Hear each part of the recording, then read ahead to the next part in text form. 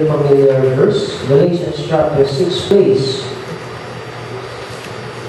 Sa inyo ito, by heart, by mouth, ay pamilan na po kayo dito.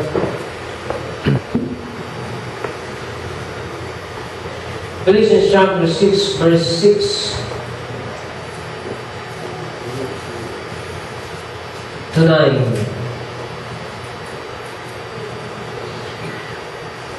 Galatians chapter 6, verse 6 to 9, yan po ang pinaka-konteksto niyan. Let him that is taught in the word communicate unto him that teacheth in all good things. Be not deceived, God is not mocked. For whatsoever man soweth, that shall he also reap. For he that soweth to his flesh shall also flesh reap corruption, but he that soweth to the Spirit shall the Spirit give life everlasting. 9. And let us not be weary in well doing, for in due season we shall reap if we faint not. Pinamagod ang muli natin kung ngayon gabi, we reap what we sow. Ang sabi po sa verse 6, let him that is taught in the word, kayo na mga tinuruan ng salita ng Panginoon, the word communicate, alam niyo na yan, ano? That is not only by words. Kaya po yung ginawa niyo sa akin nung nakaraang Thursday, ay ayan, ang talata, verse 6. Tama po yung inyong ginawa. Amen? At may kadugsong, binaptisin, galing sa Ama. Aanihin niyo po ang inyong pagmamahal. Tayo po muna yung manalangin. Salamat po aming Panginoon ngayong gabi. Palagi po inyong salita. Turuan niyo po kami, maging misahero, maging dahil muli ng inyong pagpapalo. Kaya nanalangin sa inyo pa po salamat sa pangalan po na yung Panginoong Isus. Amen. Ito na po kayo po. Kayo po kayo nagtataka, napanood niyo po yung pelikula ni Pinocchio. Pinocchio. Pamilya kayo Pinocchio. Tanong ko po sa inyo, bakit po ilong ang pag siya sinungaling, bakit ilong ang umahaba hindi muso? Diba dapat muso? Pero bakit ilong? Na-research niyo ba kung bakit? Anybody? Wala? Bakit ilong? Hindi naman tayo yung mahaba. Hindi ba ako yung mahaba? O kaya muso? Parang yung kay Soto, ano yan? Yung pamagay yan. Plastic man. Pero bakit ilong? Pag pinagarapan niyo po ang talata sa Bible, dun sa verse 7, be not deceived, God is not mocked. Nandiyan po kayo? Tinignan ko po sa Greek word ang salitang mock. The word mock, ano sa Tagalog ang mock? Tagalog. Sa Tagalog ay huwag kayong padaya. Ang Diyos ay, ano? Huwag kayong paloko. Ang Diyos ay hindi nagbibiro o hindi nagpapaloko, no? Pero the word mock is came from the word mokterizo. Mokterizo. M-U-K-T-E-R-I-D-Z-O. Parang silently or mokterizo. Okay? It is from the root word mokter. Pag kayo pamilya sa word ng mokter, M-U-K-T-E-R. Alam niyo po ba ang ibig sabihin ng mokter? The word mokter, diyan kinuha yung salitang mokterizo. The word mokter, ang ibig sabihin po niyan ay nose. Ang ibig sabihin po ng root word na mokter means nose. So pag sinabing the word mock, it means to turn up the nose or someone in disdain. Kaya pag sinabing humahaba yung ilong, sabihin, binababa mo yung pagkatao mo, nagiging sinungaling ka. Liar ka.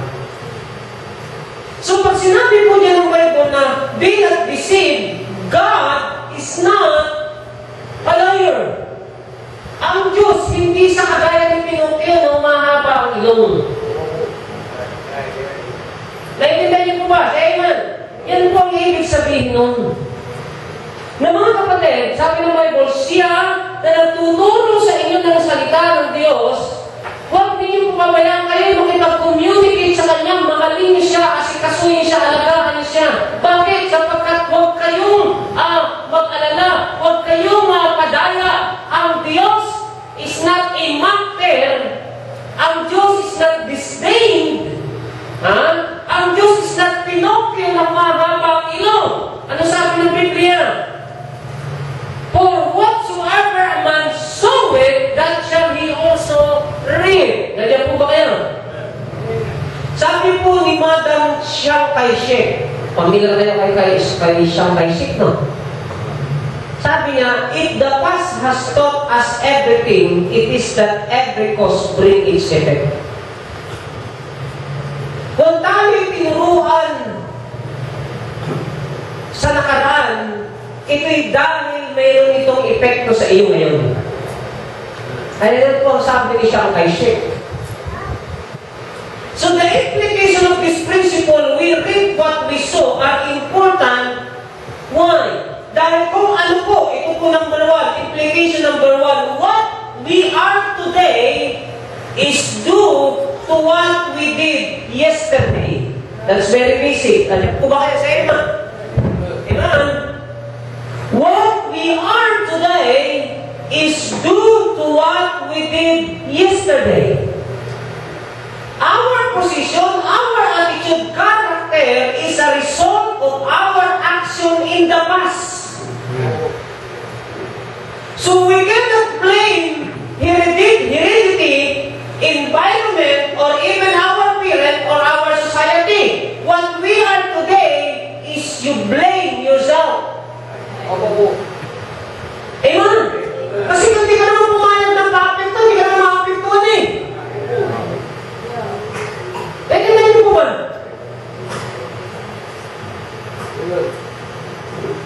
We must accept responsibility for our own action. For God will demand it, of course, its daily basis of our life. So that's why, mga kapatid, what we are today is due to what we did yesterday. Kaya ano ka ngayon? Diyan ang iyong ginagawa kahapon at sa mga nakaraan. Nagkaroon po ba kayo ng realization? Amen? Okay. Ang tanong ko sa inyo, palpak ba o okay? Okay pa, kasunod yan. Yung bang buhay mo ngayon ay okay o palpak? Yung bang ugali mo ay... Kaya minsan, may nakalagay sa palasa sa TV, don't say me, don't say me maybe. Maybe, ano ba? Alanganin ba? O ano ba? Ano pa ngayon? Yan ay bunga ng iyong buhay sa nakaraan. Okay? But, I tell you, brothers and sisters, wala na po kayong magagawa sa nakaraan. Yan ang tanong ko. Kaya pwede nyo na sabihin kung may babalik ko lang, pero hindi na. Sayang. Sayang lang. Diba? Wala na. Ang ibig na mundo. Wala na. Sabi ni, kung natapis mo ang aking mag-aaralan.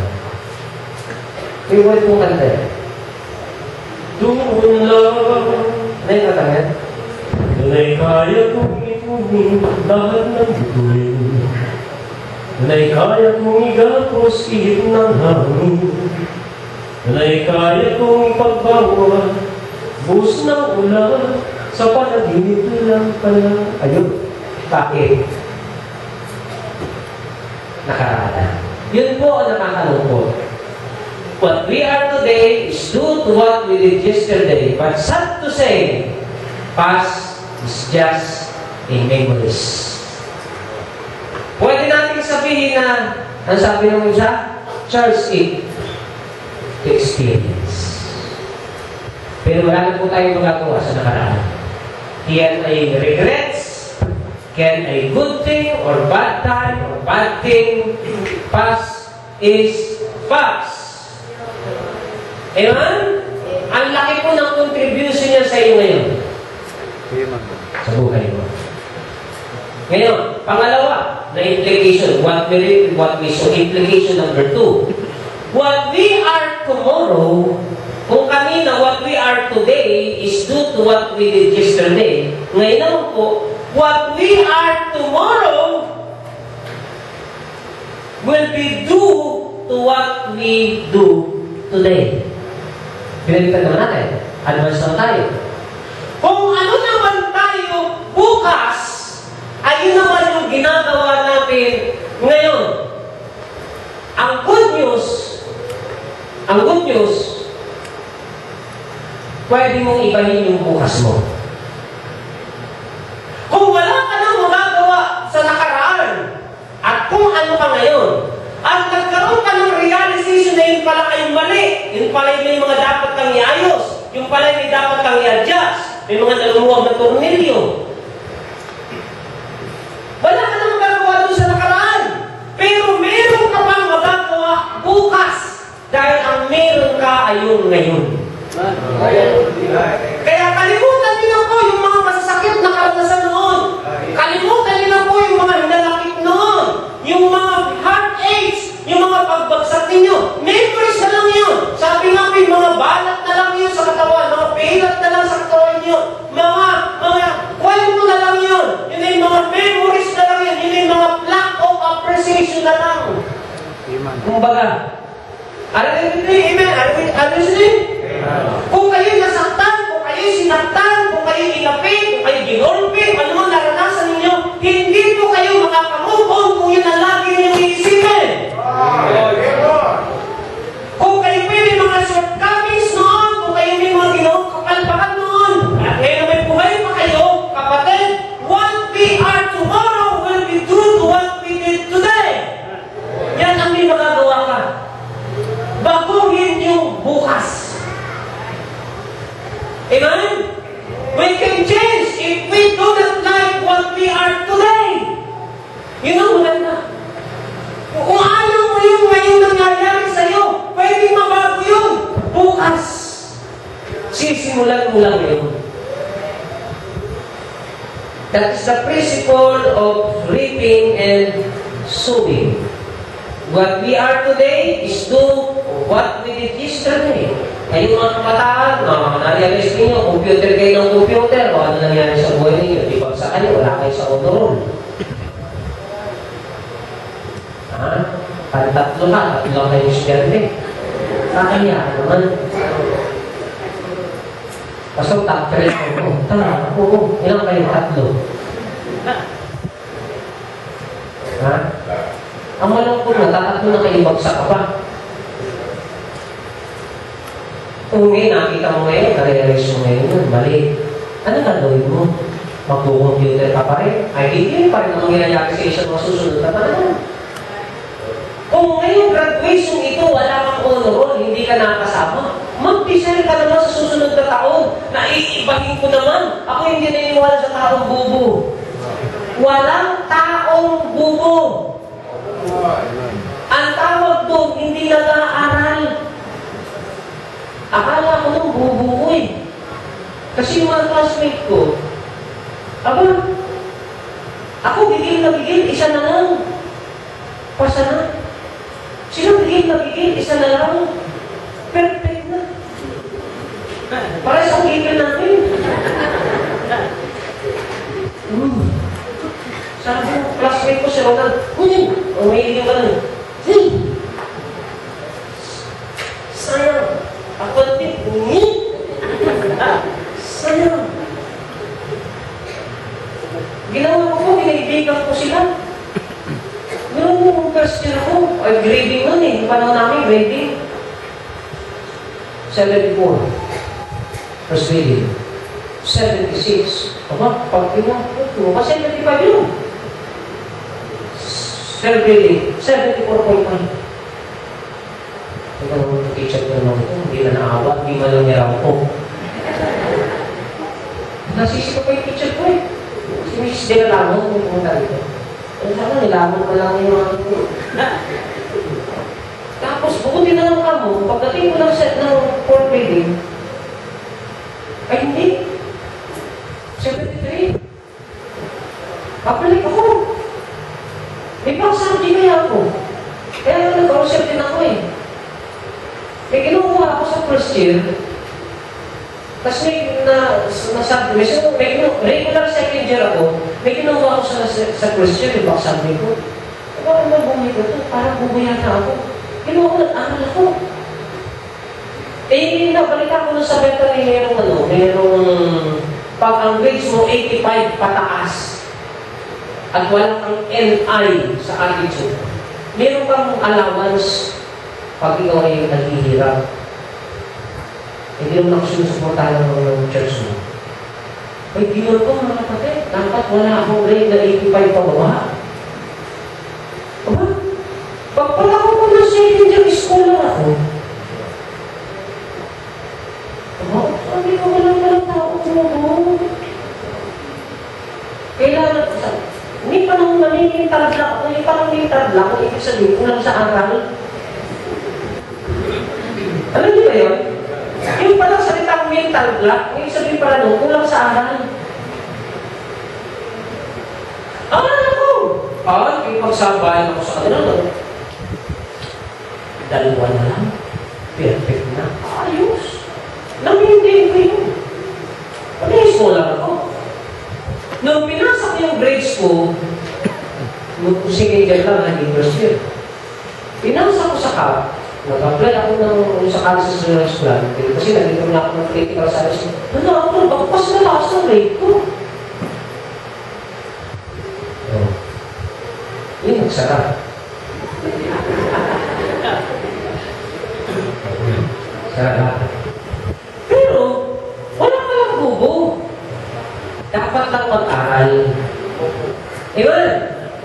Kasi kapag ang nakasanayan mo mag-aral, malulungkot ka pag hindi ka nag-aaral. Pero kapag nakasanayan mo bulakbol ka, yung nasisimula ka na magbuklat ng libro, iniisip mo yung barkada ko kaya nasa na sila, tapos text ka ng text. Kapag nag-aaral ka, i-store out mo sa cellphone mo. Natutunan mo rin, kasi habang nakatunan yan, text ng text yan, tawag ng tawag yan, text ng text yan, hindi mo matatandaan yan eh. Saan ka na bro? Dito nag-aaral mo. Genius. Sabi ka lang yan eh. Tingnan mo yung mga barkada mo nasa, sabi kita. Yung mga barkada mo nasa top 10. Nasa top? Wala, tapon. Mga tapon. Kailan mo ba?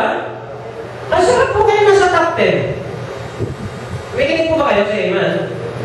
Masarap po kayo nakasama sa honor. Kaysa honor. Nakakalagdag kayo ng ganda lalaki na sa honor ka.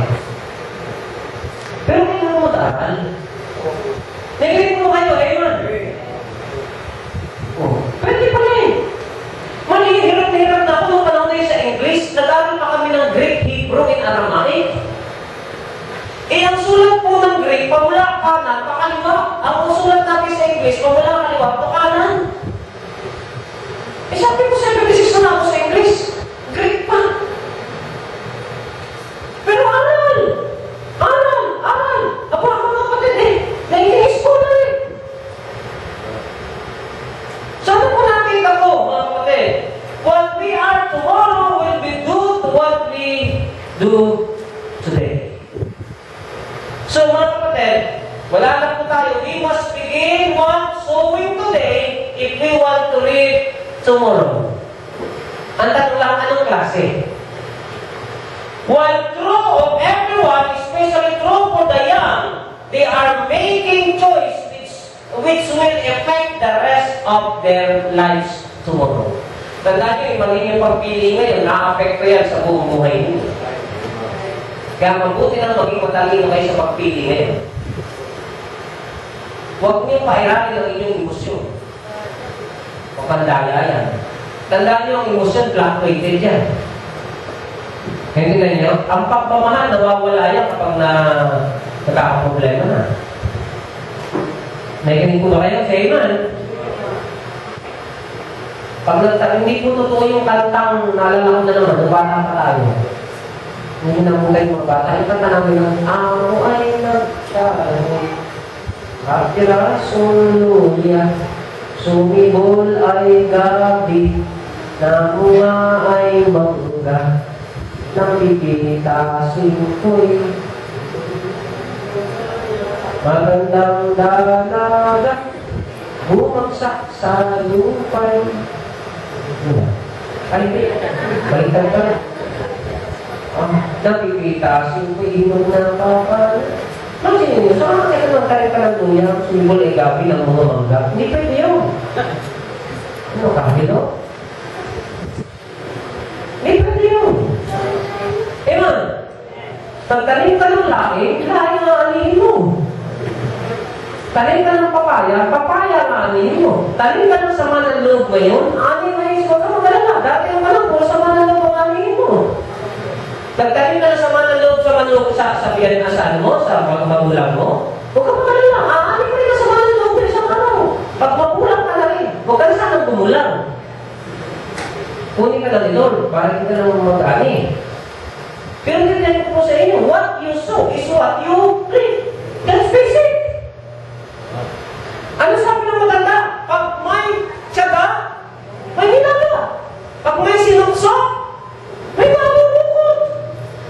Obvious yun. Pag nagsaing, may kakain eh. Di nagsaing, tungtong ang kain. Obvious yan. Maniwala ka man o hindi. Let's face it. What you sow is what you reap. You cannot change the past, but you can change tomorrow. Start today. Start sowing goodness today. Simulan niyo po yan. Kung kayo may mga setback sa nakaraan, meron kayong mga dapat ayusin, dapat baguhin, start today. Parang po yung kayo namamangka, hindi nyo namamalayan, nasa gitna na kayo. Okay? Principle number 2. Diyan po sa Bible ay meron pong nakalagay na talata sa chapter 6 verse 8. Tingnan niyo. For he that soweth to the flesh shall of the flesh reap corruption. But he that soweth to the Spirit shall the Spirit reap life everlasting. Mamimili po kayo two option. Either we sow in the flesh or we sow in the Spirit. If you walk in the Spirit, you will reap in the Spirit. If you walk in the flesh, you will reap in the flesh. So dalawa po, mamimili po kayo saan mo gusto mag-impo, mag-invest. Kaya po, mga kapatid, nang sinasabi naman natin flesh, hindi naman po masamang mag-invest para sa sarili ninyo, para sa kinabukasan ng inyong anak. Pero hindi naman po rin masamang mag-invest para sa Panginoon, sapagkat pag kayo po'y namatay sa langit, ang punta ninyo, mahanapan naman po kayo ng reward ng ating Panginoon. So hindi mo masamang mag-aral, hindi masamang mag-ipon, hindi masamang magplano, mag-isip para sa kinabukasan. Pero sakot nyo rin ang Panginoon sa buhay ninyo. Sabi ng Bible, kapag ang malupit lang, pag ikaw ay nag-sow in the flesh at puro flesh, delikado yan. Kasi, sabi po ng Galatians chapter 5, ano sabi ng Panginoon dyan sa Galatians chapter 5? Ha? Ano sabi po dyan? Verse 16, Galatians 5:16, This I say then, walk in the Spirit, and ye shall not fulfill, yun pala tinutukoy na flesh dyan. The lust of the flesh. Bakit po ang flesh? Ano ba ang meron sa flesh? 17. For the flesh lusted against the Spirit, and the Spirit against the flesh. And there are contrary the one to another, so that you cannot do the things that you want. Now, ito po tandaan niyo po yung mga kapatid. Kapag may struggle po kayo bilang mananampalataya, wala kayong ma-accomplish. Okay? Now, tingin po ano sabi ng 19, ano ang work of the flesh. Now, the work of the flesh are manifest, which are these: adultery, fornication, uncleanness, lasciviousness, 20, idolatry, witchcraft, hatred, variance, emulation, wrath, strife, sedition, heresies. Now, natataka po kayo.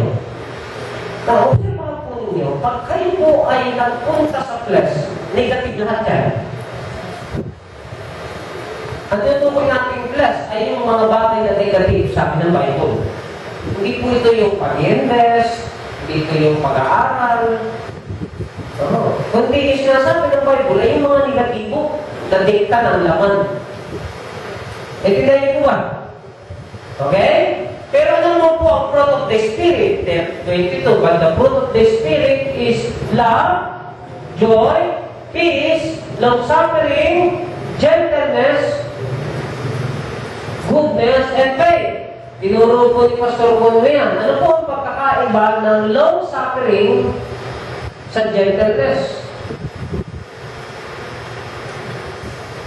Ha? Okay? Anong pagkakaiba niya? Anong pagkakaiba po ng long-suffering sa gentleness? Pag tinignan niyo po, sa Greek, halos pareho. Pero ang long-suffering, ito po yung ang suffering mo, ang pinagmumulan ay paulit-ulit. Kung yung tao na yan, ang pinagmumulan mo ng suffering, yan ang paulit-ulit mo pinagsasafiran. Pero, habang nagsasuffer ka, gentle ka. Pwede ba yan? Kasi pag nagsasuffer ka, bad trip ka eh. Diba? Yan ang sinasabi ng long suffering. Kaya lang po, pag ang fruit of the Spirit ang umiral sa atin, pagod ka na, nasisikap ka pa.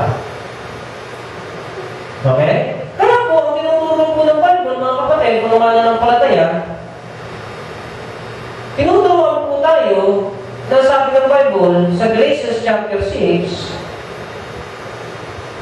matuto tayo, let him that is taught in the word communicate unto him that teacheth in all things and in a good things. Ito po napakaganda. Balikan natin yung prinsipyo sa verse 6 ng Galatians. Ano yung ang pinaka-best way para ikaw ay malaman mo ang tamang pagpili at pagtatanim ng maganda sa buhay mo? Ang pinakamagandang makipag-communicate ka sa tagapagturo mo. Ano ni? Maging close ka sa tagapagturo mo. Kasi tuturuan ka na, tuturuan. Kaya sabi nga po sa Psalms, I am more understanding than all my teachers because their testimonies is my meditation. Ngayon, the more na malayo, kaya nga po, ikaw honestly speaking, sabi ko sa inyo, walang mananampalatayang lumagot na malayo sa pastor. At dalaliman ko pa, walang Kristiyanong lumagot na against sa pastor. Kasi kada ituturo ng pastor sa iyo, ang tingin mo against ka.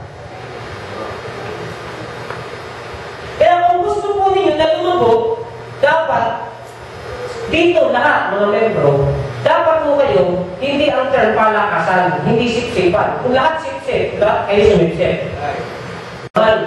Bakit? Salamat po sa Panginoon, wala na po yung demolition job. Na pag may nagmamahal sa pastor, tinitira. Hindi po tama yan eh. Kasi, hindi kalala ko, kaya nga po yung mga taong ganyan, miyembro ng demolition job, yan yung mga taong pag nagka-problema, ang dating lumayo sa simbahan. Ang dating mag-rebelde sa pastor. Bakit? Malalim na sa pastor eh. Sa mount lang yan, magaling. Ay, love namin yung pastor na yan. Eh, hindi po totoo yan eh. Ang tao po talaga na sabi ng Biblia, communicate to those who teach you. Kasi tuturuan ka yan, tuturuan eh. Sasawayin ka niya kung mali ka eh. Pero kung malayo ka, paano ka masasawayin yan? Paano ka matuturuan yan? Kaya nga tingnan niyo kayo mga kabataan. Dapat na kayo lumayo sa magulang ninyo. Dapat na mapapariwala ang buhay nyo. Kasi dapat na hindi nyo respeto yung magulang nyo. Dapat na hindi nyo papakinggan yung kanyang mga sinasabi. Malayo kayo eh. Eh, mama, ni papa. Kalukuhan yun. Kaya hindi ka favorite kasi pasaway ka. Sino ba naman magulang kung hindi ka mahal? Nakikinig po ba kayo? Pero sa totoo lang, ang tawag po nun hindi favoritism. Halimbawa, sa mga anak mo, ikaw lang ang napakapasaway. Ikaw lang ang hindi nakikinig, tangad ka pa sa bahay. Tapos ito naman yung kapatid mo, napakabasunurin, naghugas ng plato, nag-aasikaso ng bahay. Bakit si ate, lagi mo na lang binibilan ng gamit ni? Bakit ako parang nung yata nangihingi ako sa pulubing pusa? Eh, ano ko bakit? Kasi pasaway ka eh. Hindi favoritism yan. Ang tawag doon, may reward lang yung kapatid mo kasi siya, maayos, ikaw hindi. Ang hirap na nabili ng sapatos yung mga pasaway. May ganit kayo? Eh naman, ang sarap pa nabili ng gamit yung mga anak na masunurin. Oh. Ay sabihin ko sa inyo, kapag kayo pasaway sa simbahan ito, talaga hindi mo kayo tatagal dito. Mali pang magbago kayo. Naikin po ba kayo? Kaya ito lang hindi po dumami sa simbahan ito para lang dumami kayo kung dumami yung mga pasaway. Hindi na. Pero dito, kahit pasaway ka, tanda kang paturo, matuturuan ka. Ewan mo ba? Kasi atin natin dito pagkadami-dami ng puro pasaway. Pati yung pasaway. Hindi ganun eh. Nakikinig mo ba kayo, Eman? At least kahit pasaway yan, kahit matigas ang ulo niya, tapos nagpapaturo, matututo yan. Kasi wala namang malambot na puso eh, na minsan eh. Di ba, may mga pagkakataon talaga naman yung puso na yun, bato eh. Pero magkaiba po yung pusong bato na nagpapaturo, pwede yan matuto. Pero yung bato ka na, matigas pa puso mo, ay sabihin ko sa iyo, nakakailan na ng buhay mo. Kasi sabi ng Bible, wala ka nang magagawa sa nakaraan. Kung hindi po kayo naging matagumpay ng nakaraan, kung may mga problema kayo nakaraan, kalimutan nyo na po yan. Talaga hindi mo kayo makakamubuto niyan. Namatayan kayo, tapos ang ngayon, nakaitim pa rin kayo, natulog sa pa rin kayo. Eh, makapalayin na talaga, hindi na babaon niya. Ikaw na lang masusunod dyan, pero hindi siya makasunod sa iyo. Amen. Tapos na yung kabanata ng buhay na yun. Another page naman. Tama nyo? Yung ginanakit na yan, yung mga buhay, tapos na yan. Kung kayo yung kasabi sa inyo, kung kayo naging pasaway noon, kung kayo yung naging matigas sa puso noon, kung kayo yung maraming nanakit noon, tapos na yan, malapit na magagawa dyan. Maraming nangyari sa buhay mo. Basta kung may kwento ko lang sa inyo, kung bakit ako ngayon yung ganito, kung bakit matigas ang puso mo, at bakit ganito na nangyayari sa buhay mo, kung may kwento ko lang sa iyo, ay kahit naman yung kwento mo, alam mangyayari. Iman, anong pwede natin gawin, mga kapatid, bilang mga nanampalataya? Tapos na yun, alaala na lang yun. Gawin mo na, kung pangit, bakit ba mag-realization tayo? Bakit ba naging pangit ang buhay ko? Kasi tinaanan ko itong ganitong buhay. Bakit dito medyo masaya ang buhay ko? Kasi tinaanan ko itong ganitong buhay. Bakit dito medyo mataba ang buhay ko? Kasi ito pinili ko. Ay, tingnan mo na yun, mag-realization tayo, Iman. Kung yung tatay mo, mahulog doon sa kumudin na yun, ang ngayon ang tinatakot mo na yun din yung daan niya, kumudin na babagsakan mo. Amen? Kung yung tatay at nanay mo yung nagkakaroon ng problema at nagkariwalay sila nang dahil sa ganitong buhay, eto ikaw ngayon, ayusin mo na yung buhay mo. Hindi mo na may ipapalit yun, pero pwede mo namang ayusin ang buhay mo at mangarap ka. Hindi mo naman pwede sisihin yung magulang mo sapagkat marami bunga yun ng kanilang kabataan o bunga ng kanilang mga ugali rito. Ay kung kayo naman pinagkaroon ng ganitong problema, mga kapatid, hindi naman huli, pwede pang ayusin. Kung hindi na maayos at talagang wala nang pagkakataon, yung buhay mo ngayon, at least ayusin mo na. Amen. Kung kayo, pastor, ang hirap kasi kami masasama pa na hindi talaga mamubuo pastor, talaga hindi pwede, para kami lang sa tubig. Ay sige, pero kung nagkakahiwalay, mag-ayusin mo na yung buhay mo. Alam niyo po, totoo ako, dito po kung magwawakas, napanood ko po kagabi yung awang ko kung maximum conviction na panood ninyo kagabi. Tuwa ko po, kay Bandang. Ang kanyang asawa na Ray, tapos pinatay. Tapos yung kung nung magkaroon ng kasuhan, yung kanyang nakarip doon sa asawa niya, nakabswelto, tapos tatawag niya, inagawan po niya ng baril yung prison guard, kahit siya po'y nakaposas, binaril niya. Dinakulong siya. Ito pala namang kulungan, ay puro nakulong po yung mga guard, mga gwardiya. Ang ginagawa sa kanila, every Sunday, nagkakaroon sila ng pesta. At yung pesta na yun, pinaglalaban sila, tapos pinagpupustahan. Ayaw niyang lumaban, gulpi siya, tapos pag naman nasuntok siya, lumaban siya, kinukulong po siya doon sa lugar na kung saan, Bartolina, lahat ng mga ebak ng mga kasamahan niya doon tumutulong. Sa kulungan na yun, tapos pagkain doon din lang, ito ang makakain yun. So, ginawa po niya, gusto niya magpakamatay, buti lang, napunit yung damit na lalagay sa rin. Ang ginawa niya, iniutok niya yung kanyang ulo doon sa pader, parang siya mamatay na. Hanggang sa inilipat po siya ng silda, yung pinaglipatan niyang silda, yung lalaki doon, tatlong lalaki, nasusulat ng libro, sabi niya, huwag mag-ingat nila sa lalaki niya, lahat ng tao na kasama niya, pinatay niya, pag maingay. Wala kasi nang imikat dalawa, wala siyang imikat dalawa. Hanggang sa yung kanyang kaibigan, naging sakripisyo, sabi niya, so, natunta siyang lumaban para lang mabuhay, ipagbuntalan siya. Tapos sabi ng mga tao, pag tayo nakipaglaro sa laro nitong mga prison guard nito, hindi na tayo makakawala dito. Hanggang isang araw, nakakita siya na isang gamo-gamo, naalala niya yung kanyang misis, na nung sila po'y masaya pa, nung nagbubuhay pa, hinahabol nila yung gamo-gamo na yun. Para patay, hindi nila mahuli-huli. Ano ba naman yung gamo-gamo na yun? Pumasok sa prison niya, sa kulungan niya, at yun naging encouragement sa kanya. At naalala na sabi niya, tandaan ko ito, kung kakalimutan. Na kahit siya pa man naroon, huwag kang mawawala ng pag-asa. So, lumaban siya. Hanggang sa alam yung mga kapatid, ang naging resulta, yung lalaking niyon na matapang, yun pa ang nagligtas sa kanya. Ano yung sabi sa kanya? Tatlong bagay ang sinabi sa kanya na nasa loob sila ng prison. Yung dalawa, sabi niya, yung nakaraan mo, wala ka na magagawa doon. Pinatay ang asawa mo, nag-rape siya, masarap ang buhay mo, Amerikano ka, nasa Russia ka, wala ka nang magagawa doon, hindi ka na makakabalik sa bahay mo. Andito ka na. Pangalawa, matuto kang mag-adjust ngayon kung ano ang klaseng buhay meron ka. Nandito ka sa kulungan, mag-adjust ka, lumaban ka. Pangatlo, tandaan mo ito, habang tayo nabubuhay, pwede ka pang magkaroon ng kahit kapirasong pag-asa. Yun ang sabi sa kanya. Tapos doon sa kabilang kwarto nila, laging may nagwawala. Yung pala, 7-footer na lalaki, lalaking pag gusto pag nakakita ng kapwa lalaki, nasira ng ulo, pinapatay. May tali na nga sa liig, parang aso. Basta nakita siya, ayun, nagwawala sa kapilaki kayo, hindi siya makatulog mo kung kanya ng tatlo. Pang. Tapos sisigaw na naman yun, paglabas, yun ang huli niyang makakalaban. So, binagpag siya, nagkataon, nung bumagsak po siya doon sa may kanto ng pader, pumapok siya ng tatlo. Pagpapok niya ng tatlo, naalala ng lalaki, sabi niya. Yung nasa isip niya, ito yung katabi ko, sabi niya. Imbis na siya gulpihin, pinagtulog, ano ba siya? Inayos na siya. Tapos ang ginulpi nila, yung prison guard. Hanggang sa alam niyo po mga kapatid, sa madaling sabi, yung lalaki niyo na pumapatay ng kanyang mate sa tabi, sa kasama niya.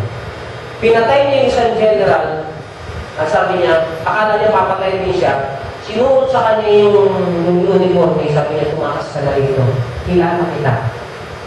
At least sa pagkakalang ito, ayusin mo ng buhay mo. Pero meron akong paalala sa iyo, itong libro mong sinula, dalhin mo sa kinauukulan para malaman nila ang sitwasyon natin dito. Mga kapatid, true story pala. Nakalabas siya. After 2 months, pinasara yung pulungan. At naalala niyo yung sabi ng lalaki na yung white day. Tatandaan mo ito. Wala ka nang magagawa sa nangyari sa buhay mo. Pero meron ka pang magagawa sa mga darating na tanong. Naandito ka sa impyerno lugar nito. Pero tatandaan mo ito, huwag ka mawawala ng pag-asa. Kasi pag nawalan ka ng pag-asa, yun na yung panahon na mawawalan ka naman ng tunay na pag-asa. Pero ba't may nakitira pa, nakatiting na pag-asa sa buhay mo, pagyamanin mo yun, darating ang panahon ba ayaw ng maging dahilan para makawala ka pa sa impyerno lugar nito.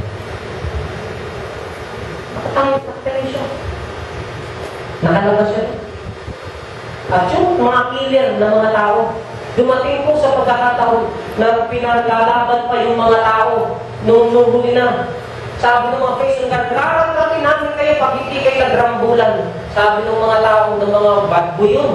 Sabi niya, sige, radrapin mo na lang kami, isang minut pa tayo dito. Hindi na kami magkakaaway dito, magkakapatid na kami dito.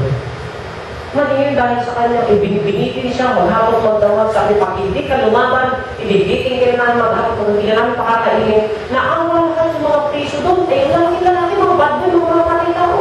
Dumating po sa pagkakataon na sila, ayaw na maglaban-laban, kahit patayin, kahit binabarin, ayaw na maglaban-laban, bakit hindi kami magkakaaway dito, kami magkakapatid dito. Sino dahilan siya na tumayo at nanindigan? Mga kapatid, may pag-asa. Amen. Kada kayo nabubuhay hanggang ngayon, basta mayroong pag-asa, pwedeng mabago.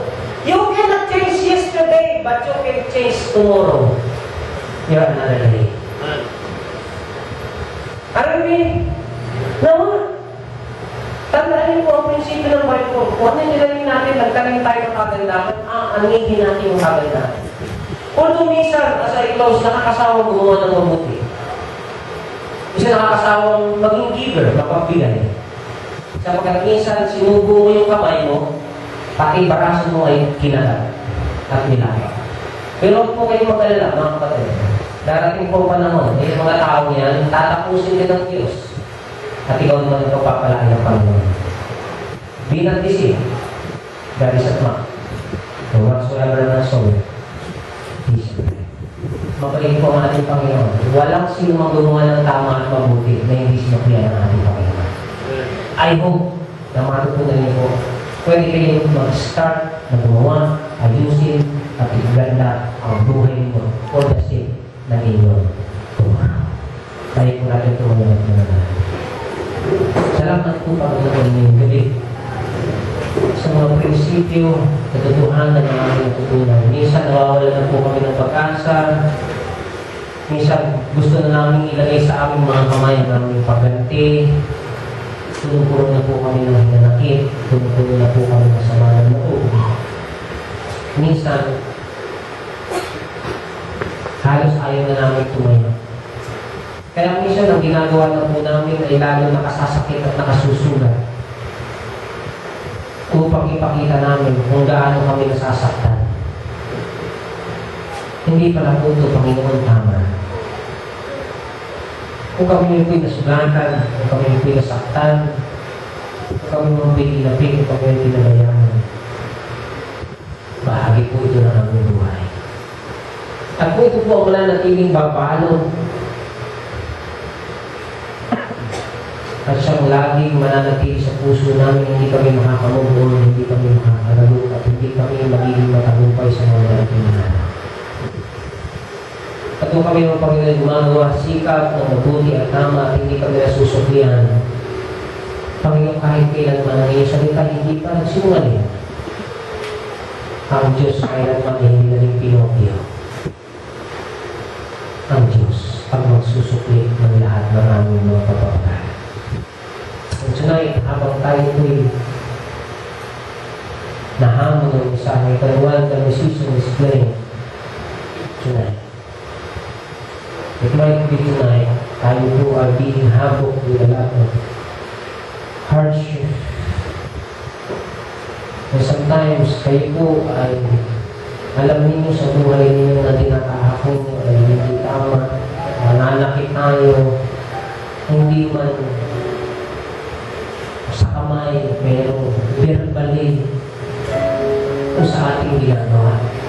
Dahil alam mo na nasasaktan ka, kapatid kaibigan, simula po sa araw na ito.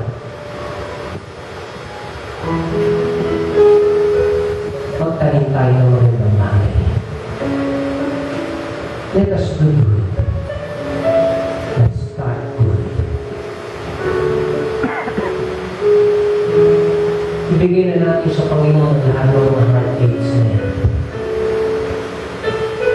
Tonight, God spoke to your heart. God is standing on the ground.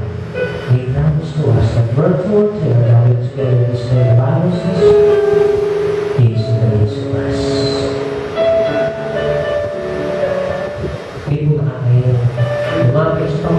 umiyak sa Panginoon. At ibigay natin ang mga heartaches na yun, mga kaliguan na yun. May mga bagay kayong pinatatakutan. Dahil niya ako po kayo sa harapan, sama-sama tayong nanay. Yan po na. May takot na yun. May mga dala-dala kayong pinanakip sa lalo. It's time for us.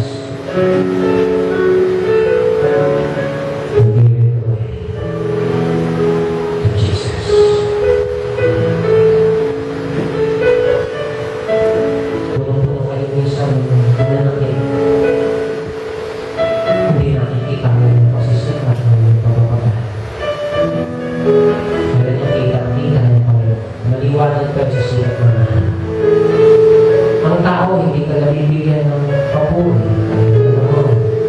Nagbubuli ang Diyos na lamitan sa iyong pagkakaroon. Sa tamang panahon.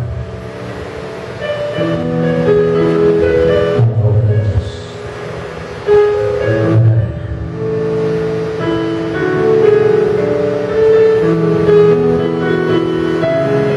Give it all to Jesus.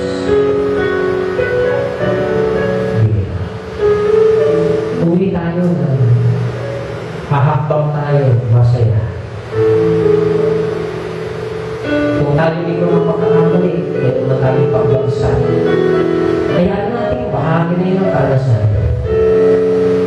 Bahagi na yun ng story, pabanata, episode ng ating buhay. Bumuo ka naman ng panibagong episode ng buhay mo. Kaya andun yung mga detail. Nandun yung mga ilang bagay. Aanihin mo naman sa mga susunod na taon, buwan, araw, ang ngiti at pagtatagumpay. Lord, tonight, we are in perfect being. Marami tayong heartaches. Maraming minsan na nagtalim sa atin ang sama na loob. Kaya na lang. Kumuha ka ng tama, sinukyan ka ng mali, nagagabiyan ka, nagpustahan ka. Ilan? Pagkakaroon tayo. Let's go on, keeping up. Yes. Ngayon, salamat po ngayon.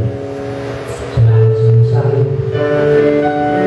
Hindi ko alam naman naman buhay mo yung you impress my heart to preach this word. Preach this message.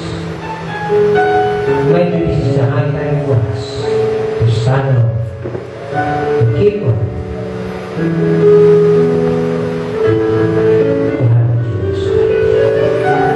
Salamat po Panginoon sa pagkakataon. Salamat po. Binibigyan po kami ng patuloy na buhay na nakasan pa. Gawin ang mahal. Gawin pa rin namin ang tama sapagkat kasama na. Bubuhay ito. Minsan may mga pagkakataon kami nagsasakripisyo alang-alang sa iba. Minsan kami nabibigatan.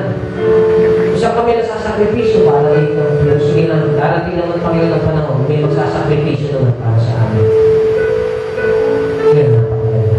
Kami ang masasarapan, magsasakripisyo naman ang iba. Kami ang nakangiti, pero may nagsakripisyo ng iba. Kaya hindi mo sa mga magtalim ng sakripisyo.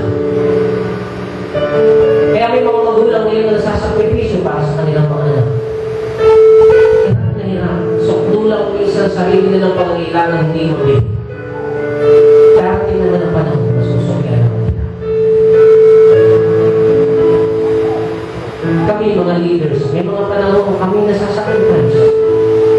May panahon kami ang umiiyak at masasayang iba. May panahon kami nawawala, pero sa ganas nila. May panahon kami nagdidiktik ng asin na dahil sa iba naman isdana. Pero sige lang, nakikita ito ng Panginoon ng aming sakripisyo.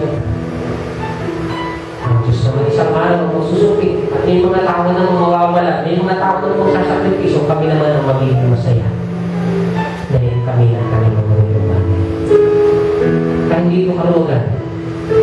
Kung dumisan parang bakit gano'n? kami nahihirapan, kami nasasaktan, kami nabibigatan, kami ang nawalan, samantalang sila ang sagana at sila ang nagkaroon. Pero darating naman ang panahon, nalulubi naman na kami naman ang meron. Dahil kami naman inantay, sila naman ang magsasakripisyo at kami naman ang sasagana. Napakaganda mga prinsipyo. Salamat po. Pumili ka. Kaya minalangin sa iba ko salamat ngayong gabi in Jesus' name we pray. Amen. Meron pa tayo song yun. Nagtatanong mga puso. Kung salamat ka lang, meron pa tayo pag-alis na kanyang pamilya na ganito talaga ang buhay. Umaalis kayo, ako naiiwan. Umabalik na yung pastor, may pa rin na naiiwan. Pero lagi yung tatandaan mga kapatid sa mga naroon, ang aming panalangin ay lagi rin yung kasama. Hindi kami nakakalimot sa inyong panalangin kayo mga kapatid. Kaya naman ang inyong tagumpay ay tagumpay din namin. Ang inyong misang kabiguan ay kalungkutan din namin. Pagkat ang church na ito, isa nakakalimutan lang kami, pero kahit kailan di kami nakalimutan. Pastor na ito ay laging nanalangin para sa inyo.